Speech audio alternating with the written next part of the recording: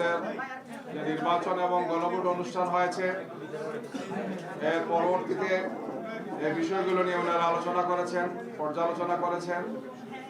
এ পর্যায়ে এখন আপনাদের সামনে নেতৃবৃন্দ কথা রাখবেন।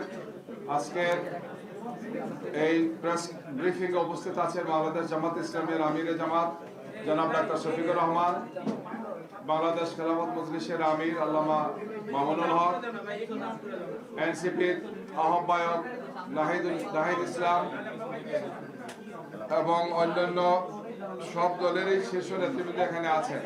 বাংলাদেশ জামাত ইসলামীর সেক্রেটারি জেনারেল নায়েবে আমিরবৃন্দ সহ আমাদের সব কেন্দ্রীয় নেতৃবৃন্দ এখানে উপস্থিত আছেন, আপনারা সবাইকে দেখতে পাচ্ছি।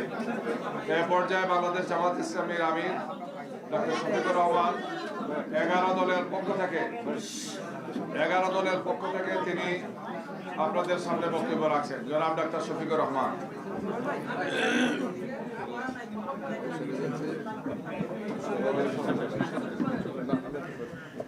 আসসালামু আলাইকুম রহমতুল্লাহ। 11 দলের সম্মানিত শীর্ষ নেতৃবৃন্দ, সাংবাদিক বন্ধুগণ, আমরা সবাই প্রিয় বাংলাদেশের নাগরিক।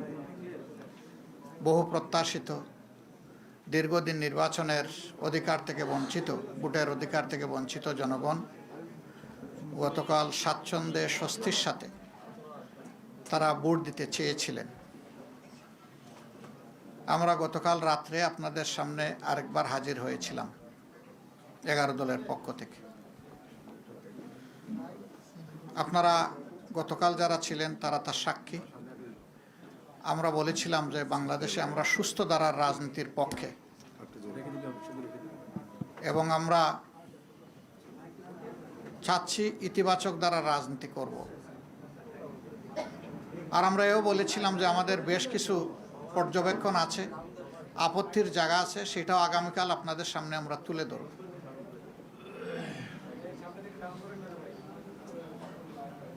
নির্বাচন মানে হার জিতের ব্যাপার থাকবে, স্বাভাবিক। সেই হার জিতটা যদি স্বাভাবিকভাবে হয় তাহলে কারো সেখানে বড় কোনো আপত্তি থাকে না, সবাই সাধারণত মেনে নেয়। কিন্তু যদি সেখানে বড় ধরনের কোনো বৈষম্য অথবা ইরেগুলারিটিস হয়ে থাকে, অনিয়ম হয়ে থাকে, তাহলে স্বাভাবিকভাবেই এটা প্রশ্ন তৈরি করে। আমরা আমাদের পক্ষ থেকে গতকাল এই ইতিবাচক দৃষ্টিভঙ্গি জানানোর পরেও আপনারা লক্ষ্য করেছেন নিশ্চয়ই, আজকে বাংলাদেশের বিভিন্ন জায়গায় 11 দলীয় নির্বাচনী অক্ষের কর্মী, সমর্থক, এজেন্ট, ভোটার বিভিন্ন জায়গায় বাড়িতে বাড়িতে হামলা হচ্ছে, ব্যক্তির উপর হামলা হচ্ছে, আগুন ধরিয়ে দেওয়া হচ্ছে বাড়িতে। এটা তো ফেসিবাদী তৎপরতা। যে ফেসিবাদের ধ্বংসস্তূপের উপর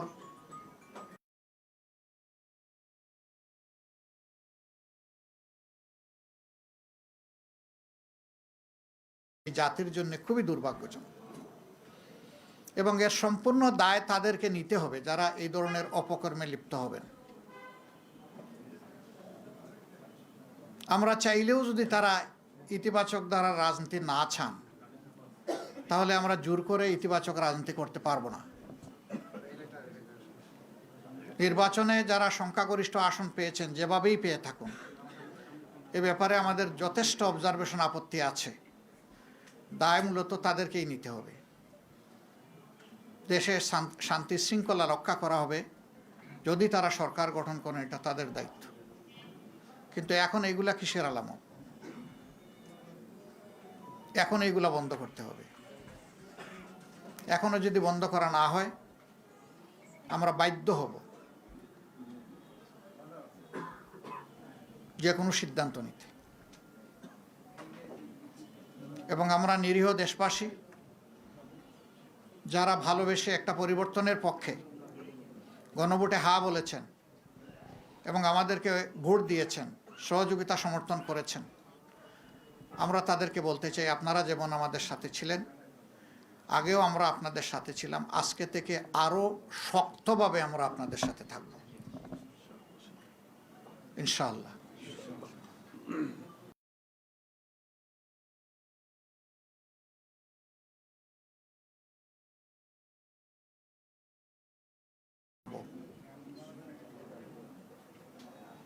বেশ কিছু জায়গায় আপনারা লক্ষ্য করেছেন কালকে নির্বাচনী সম্প্রচার যখন হয় ফলাফল হঠাৎ করে বন্ধ।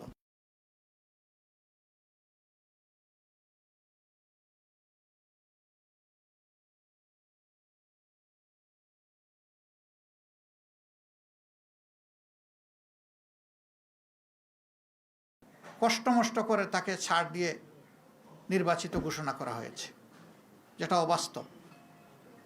আবার আমাদের কাছে ডকুমেন্ট আছে, বিভিন্ন জায়গায় রেজাল্ট শিটের উপর কষামাজা করা হয়েছে।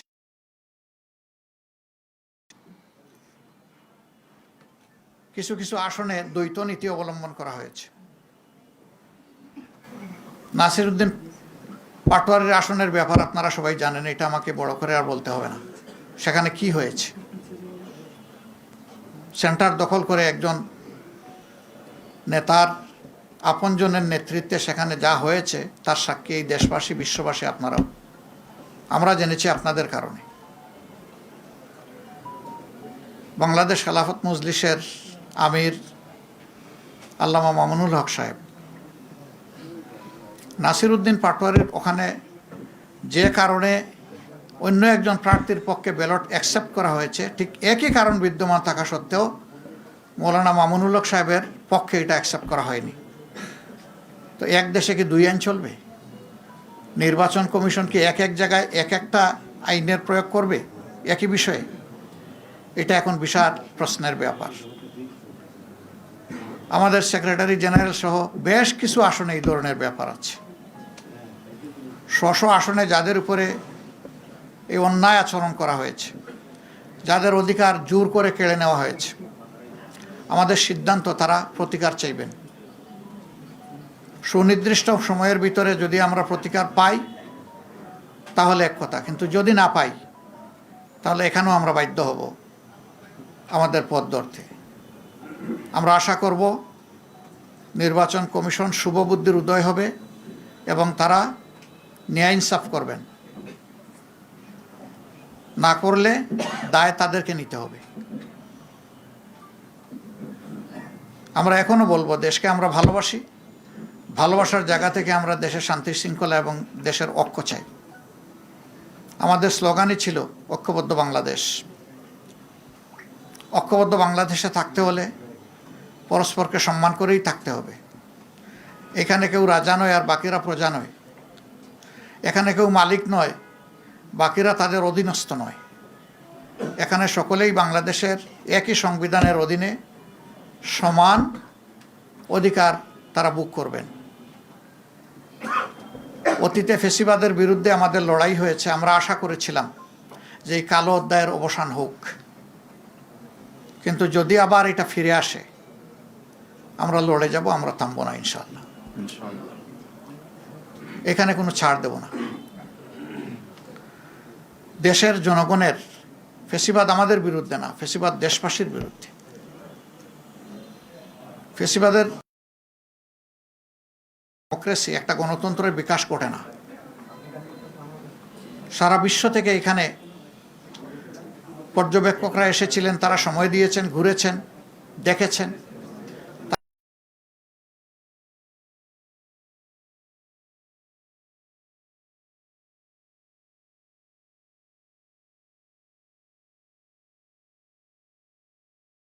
আপনারাই জানাবেন।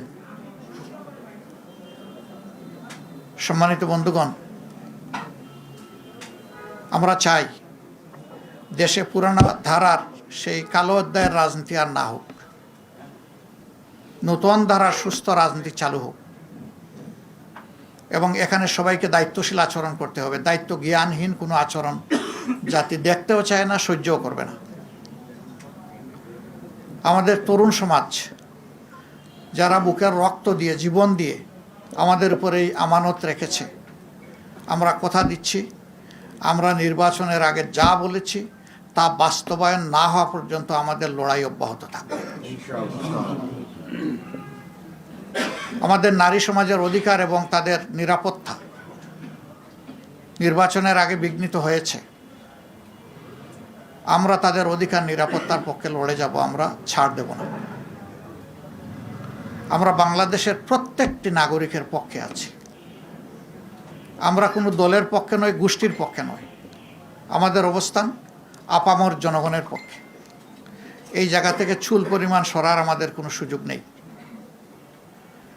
দেশবাসী আমাদের ইন্টেনশন দেখেছেন।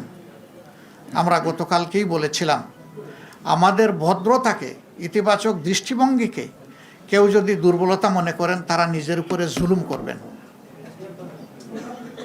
এটা আমাদের দুর্বলতা নয়, এটা ছিল আমাদের উদারতা। উদারতাকে দুর্বলতা মনে করলে বিপত্তি তাদের জন্যই ঘটবে যারা মনে করবে। আমরা বিনয়ের সাথে বলবো, এই সমস্ত অপকর্ম এখন বন্ধ করুন, এখন, রাইট না। আমরা আপনাদের সদিচ্ছা দেখতে চাই। নিশ্চয়ই আপনাদের নেতৃত্ব আছে, কমান্ড আছে, আমরা তার বাস্তবায়ন দেখতে চাই। আমরা এই সমস্ত ঘটনা যেগুলা ঘটেছে গতকাল থেকে আজ পর্যন্ত, সবগুলার আমরা তীব্র নিন্দা জানাই এবং আমরা এটার প্রতিকার চাই। আমরা প্রতিশোধের রাজনীতিতে বিশ্বাসী নই, কিন্তু প্রতিকার পাওয়ার এবং নেওয়ার আমাদের অধিকার আছে। আমরা আশা করব জাতির সেন্টিমেন্টের প্রতি সম্মান রেখে নির্বাচনে অনিয়ম, দুর্নীতি, মাসুল পাওয়ার, কালো টাকা যাই হয়েছে, এইটার প্রতিকার আমরা কিভাবে চাইব, নিয়মতান্ত্রিকভাবে আমাদেরকে চলতে দেন।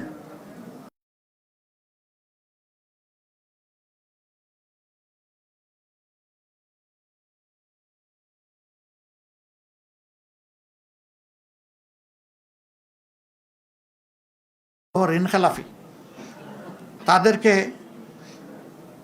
ঋণের এই দায় থাকা সত্ত্বেও তাদেরকে নির্বাচনে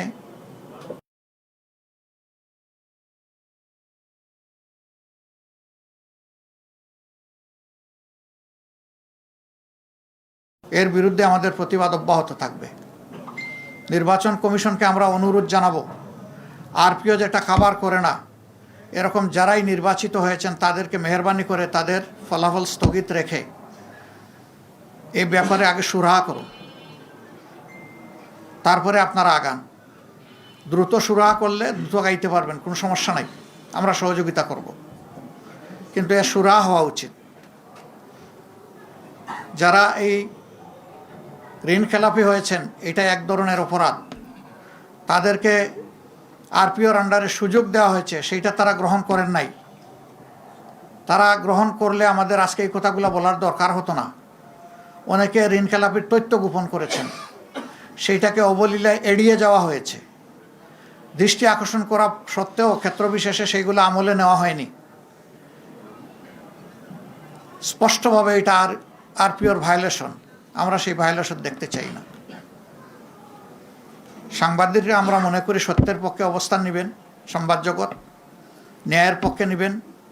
আপনাদের অবস্থান হবে ফ্যাসিবাদ বিরোধী, আপনাদের অবস্থান হবে জনগণের স্বার্থ এবং কল্যাণের পক্ষে। এটা এখন বলছি না। আমরা এটাও লক্ষ্য করছি, আমরা সুনির্দিষ্ট এখনই বলতে চাচ্ছি না, কোনো জায়গায় ফ্যাসিবাদীদেরকে ঘোষণা দিয়ে এখন পুনর্বাসন করা হচ্ছে। নির্বাচনী প্রচারণার সময় তা লক্ষ্য করেছি। এটা মনে রাখবেন, কিছু মানুষ জীবন বাজি রেখে লড়াই করে জীবন দিয়ে এই ২৬ আমাদেরকে এনে দিয়েছে। ২৪-এর আকাঙ্ক্ষার সাথে যে কেউ অপমানজনক আচরণ করবেন, জাতি তাদেরকে ক্ষমা করবে না, বিশেষ করে যুব সমাজ তাদেরকে ক্ষমা করবে না। আমরা অনুরোধ করব ২৪-এর আকাঙ্ক্ষাকে যেন ধারণ করা হয়। এরপরে গণভোটের ব্যাপারে আমাদের স্পষ্ট বক্তব্য। সংখ্যাগরিষ্ঠ ভোটার রায় দিয়েছে গণভোটের পক্ষে, অবশ্যই তা বাস্তবায়ন করতে হবে। এর কোনো ব্যতিক্রম আমরা দেখতে চাই না। পচা রাজনীতির পরিবর্তনের জন্যই ছিল এই গণভোট। নতুন দ্বারা সুস্থ রাজনীতির পক্ষেই গণভোট। গণভোটে হা বিজয়ী হয়েছে, এখন বাস্তবায়ন করা যারাই সরকার গঠন করবেন তাদের দায়িত্ব। তারা যদি বাস্তবায়নের উদ্যোগ নেন, আমরা সর্বাত্মক সহযোগিতা করব। কেউ যদি এড়িয়ে চলতে চান, আমরা এ বিষয়ে অবশ্যই আমাদের কণ্ঠ থেমে থাকবে না, আমরা আমাদের দায়িত্ব পালন করব।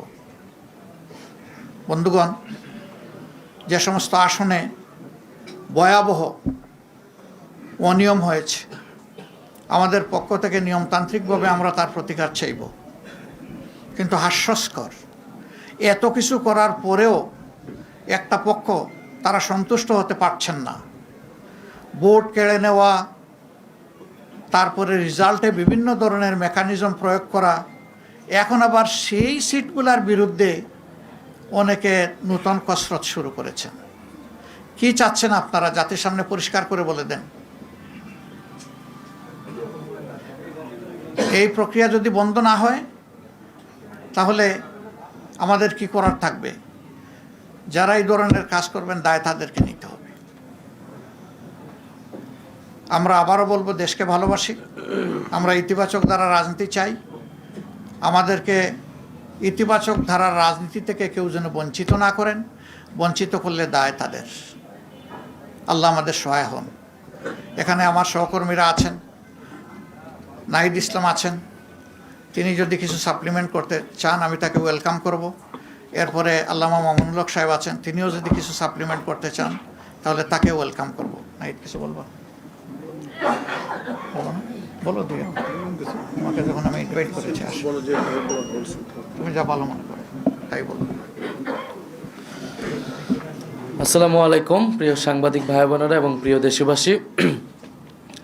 11 দলের পক্ষ থেকে আমরা এই নির্বাচন নিয়ে আমাদের অবস্থান অলরেডি ব্যক্ত করেছেন 11 দলের অন্যতম দল, প্রধান দল জামাত ইসলামী সংগ্রামী আমির ডক্টর শফিকুর রহমান।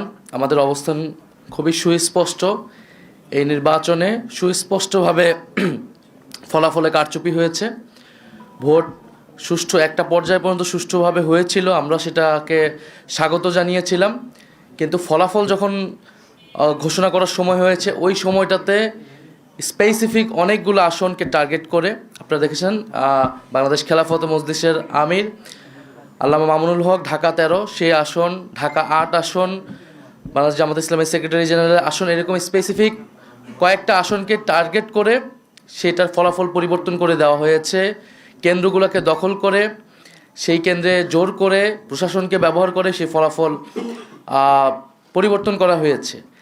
এখন যেই প্ল্যানের কথা আমরা শুনেছি, আমরা সেই প্ল্যানের একটা বাস্তবায়ন বা সেই প্ল্যানের একটা স্বরূপ কিন্তু এই নির্বাচনে আমরা দেখতে পাচ্ছি।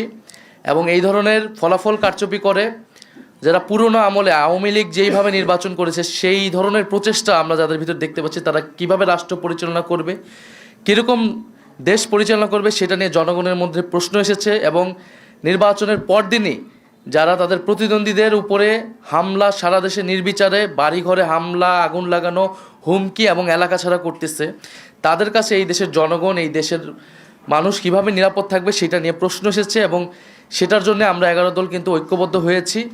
এবং ডক্টর শফিকুর রহমান বলেছেন স্পষ্টভাবে যে এটার জন্য রাজপথে নামার প্রয়োজন হলে আমরা সেটার প্রস্তুতি নিচ্ছি। কারণ এই দেশের মানুষকে, যারা 11 দলের পক্ষে নির্বাচনে কাজ করেছে, নেতাকর্মী সমর্থক, তাদেরকে হেফাজত করা, তাদেরকে রক্ষা করার দায়িত্ব আমাদের।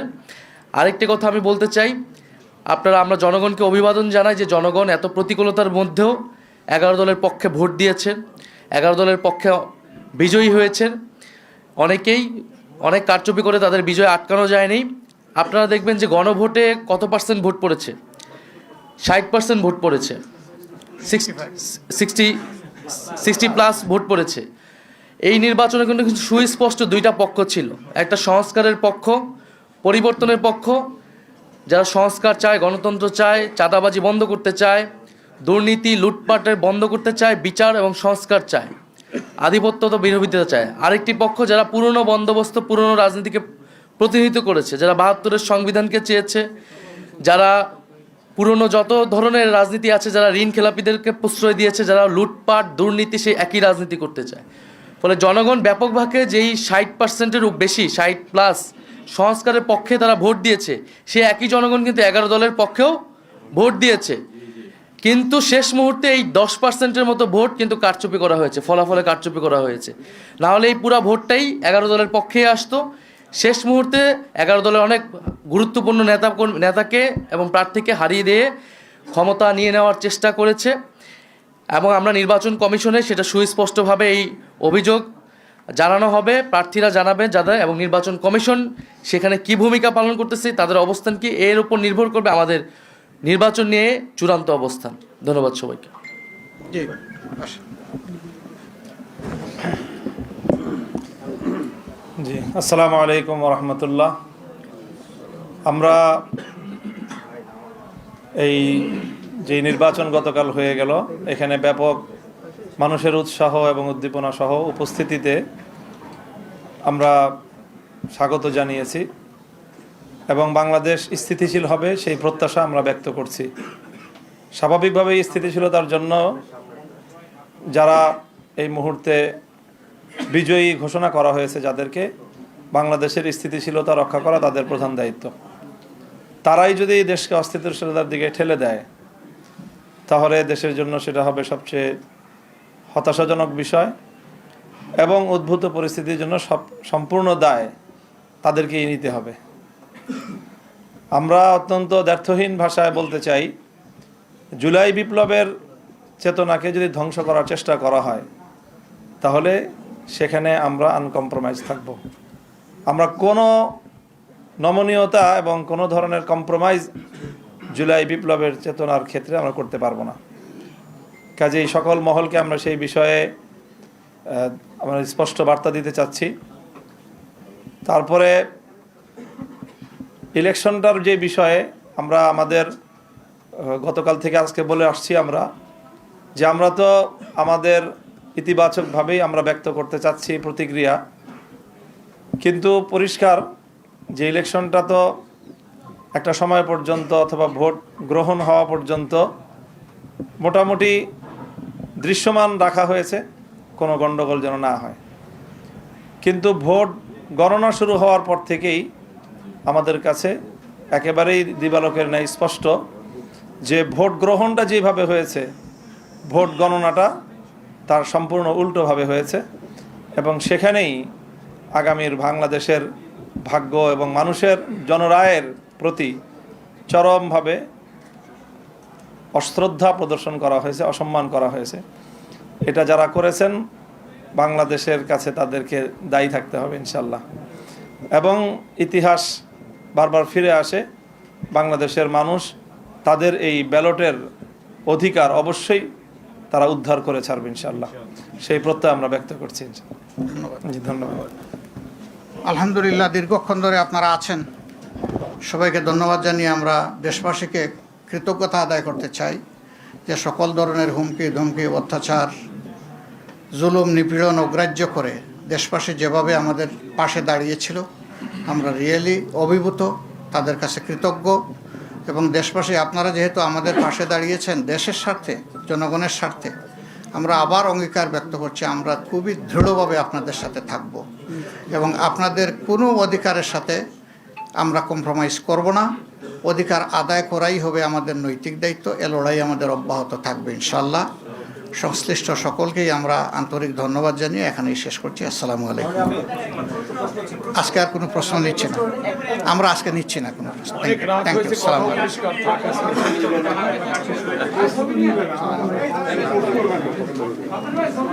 এইটা জানি কার, এটা